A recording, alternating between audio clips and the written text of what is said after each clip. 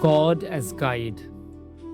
Divine Discourse delivered by Bhagawan Sri Sathya Sai Baba on 1st of August 1956 on the occasion of Guru Poornima in Prashanti Nilayam, Andhra Pradesh. God is Mahashakti, supreme energy, and jeeva, individual being, is Mayashakti, deluding power. He is the genuine. The jeeva is but the shadow, the appearance, the delusion. Even I have to put on Mayashakti to come into your midst, like the policeman who is compelled to wear the dress of the thief so that he can get entry into the gang of thieves to apprehend them and bring them to book. The Lord cannot come down with his Mahashakti unimpaired. He has to come with diminished splendor and limited effulgence so that he can become the object of bhakti and dedicated service. In this world, which is impermanent and ever transforming, the immanent power of the Lord is the only permanent and fixed entity. In order to realize the eternal and the true, one has perforce to attach oneself to that source and sustenance. There is no escape from this path. It is the destiny of one and all, irrespective of age or scholarship, clime or caste, sex or status. While proceeding along the road, you can watch your shadow falling on mud or dirt, hollow or mound, thorn or sand, wet or dry patches of land. You are unaffected by the fate of your shadow, is it not? Nor is the shadow made dirty thereby. It does not worry in the least where it falls or what it wades through. We know that the shadow and its experiences are not eternal or true. Similarly, you must get convinced that you are but the shadow of the Absolute, and you are essentially not this you, but the Absolute Self. That is the remedy for sorrow, travail, and pain. The first step in spiritual discipline. Of course, it is only at the end of a long and systematic process of sadhana or spiritual practice that you will get fixed in the truth. Until then, you are apt to identify yourself with this body and forget that the body, which casts a shadow, is itself a shadow.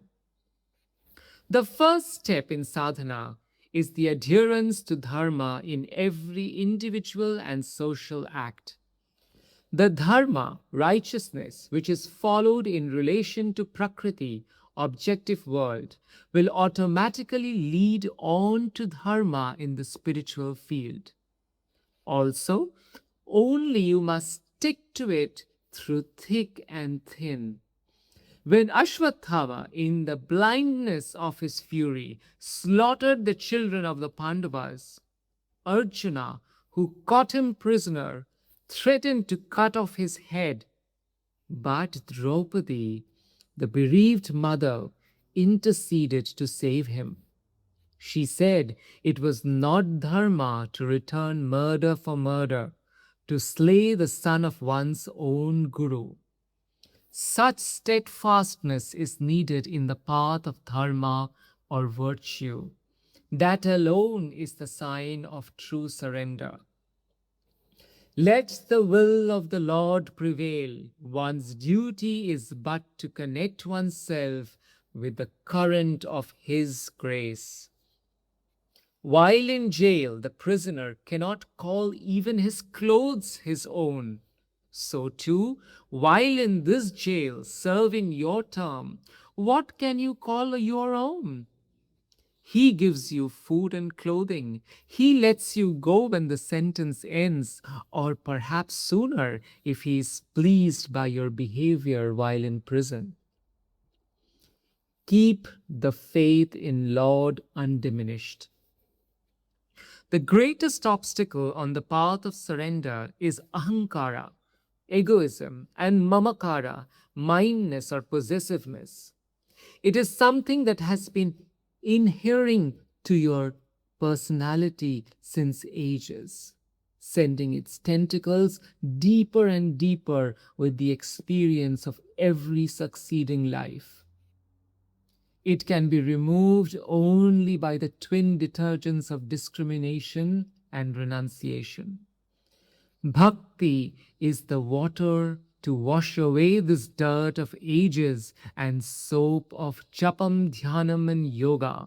Repetition of God's name, meditation, and communion will help to remove it quicker and more effectively.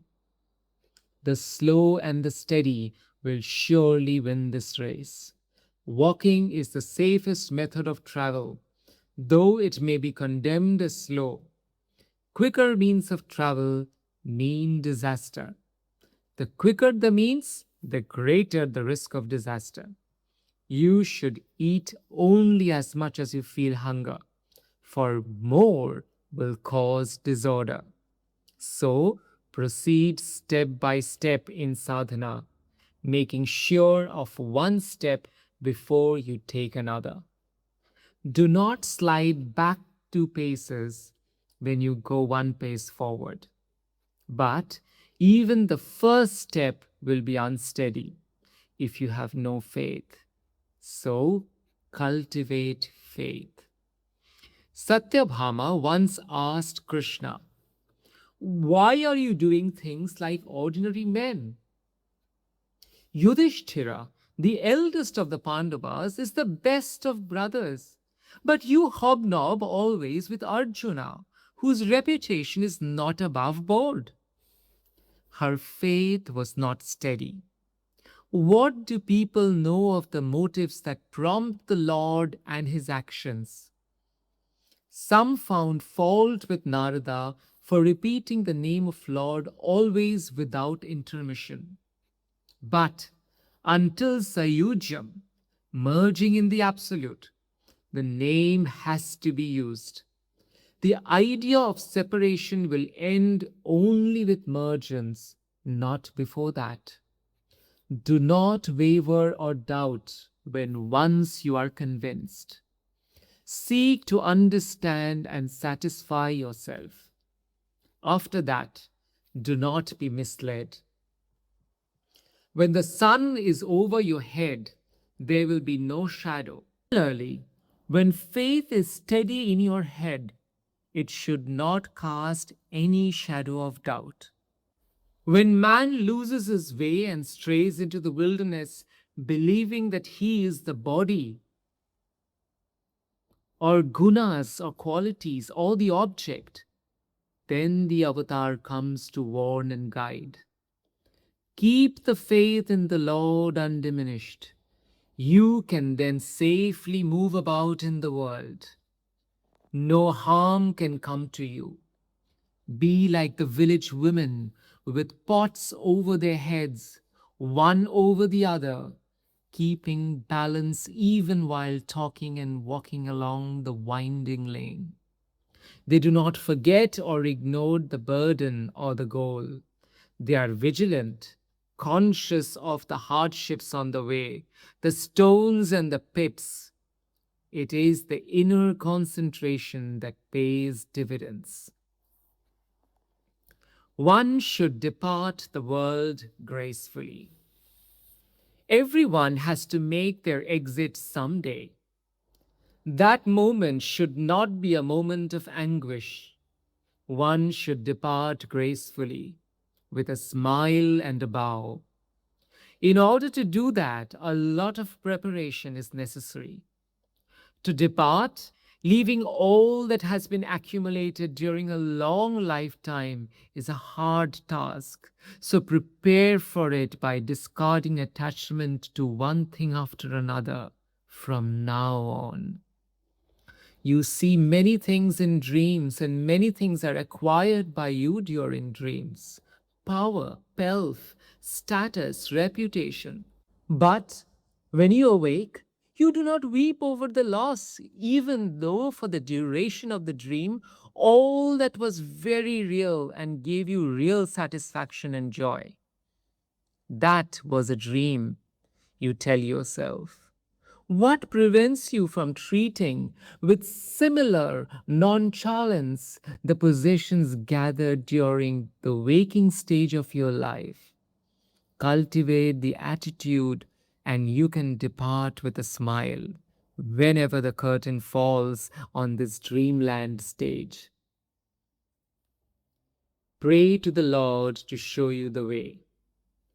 In order to bring conviction to you in all this, it is best you approach a guru, spiritual preceptor, who knows the truth by experience and whose daily activities, words, and thoughts reflect this realization.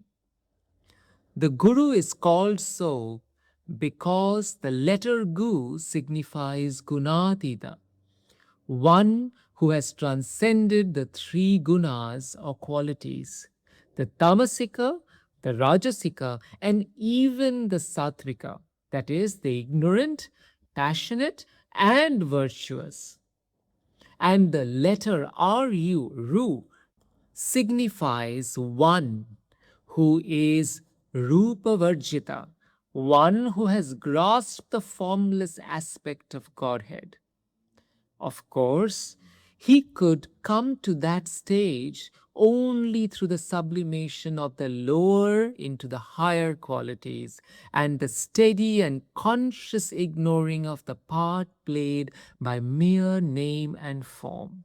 In the preliminary stages of spiritual sadhana, name, form, and quality all have their part to play in the molding of the spirit. The Guru destroys the illusion and sheds light. His presence is cool and comforting. That is why this day, a Poornima, full moon day, is allotted for paying due honor to the Guru. Moreover, the moon is the presiding deity of the mind, and Pournami is the day on which the mind has become fully beneficent. Of course, you must know what you have lost so that you may start on the search to recover it. The Guru has very often to tell you that you have forgotten your real name, or that you have lost the most precious part of yourself, and yet are unaware of the loss. The Guru is the physician for the illness, which brings about the suffering of alternate birth and death. He is an adept at the treatment needed for the cure. If you do not get such a Guru, pray to the Lord Himself to show you the way, and He will surely come to your rescue. Jai Sai Ram.